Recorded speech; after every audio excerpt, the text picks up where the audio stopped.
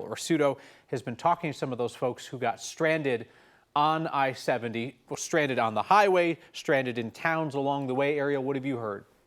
Yeah, Kyle and Kim, I actually heard you guys at the top of the hour talking to CSP saying that it was just east of Idaho Springs where that closure was happening. That is exactly where a bus of 60 women are stuck right now and have been since midnight last night. They were just heading out for their ski trip that they take every single Wednesday. Brenda Djorup and her friends were in good spirits as their bus stopped in Idaho Springs around midnight, never budged again. It wasn't until they ran out of food, water, and communication from CDOT that they started to run out of patience and wondered if their safety was now in question.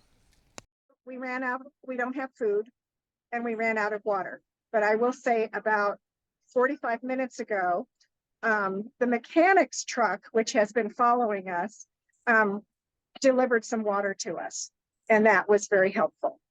Many of us have, even though we consider ourselves to be healthy and vibrant, many of us have medicine that we are supposed to be taking that we don't have access to. And we do have at least one diabetic on the bus who needs some food.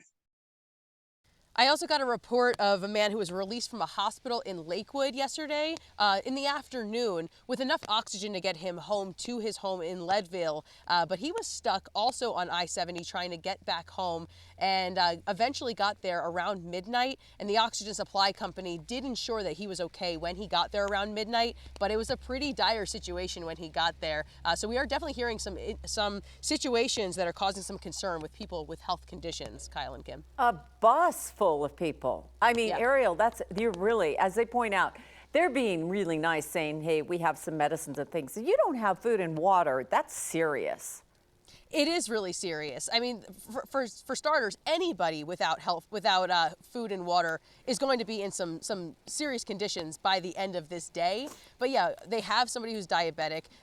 They're definitely being pretty kind by the way that they're responding to this, but they're losing their patience, of course, and they're not getting any information from anybody to even know when their bus is going to start moving. They left at 3 o'clock yesterday from Vail. It was the last of their weekly ski trips that they take every Wednesday. And that is how their weekly ski trips ended. That's the last one. I asked them, I said, was it worth it? They're like, mixed reviews. Yeah, mixed reviews, again, is super kind. Ariel, thank you.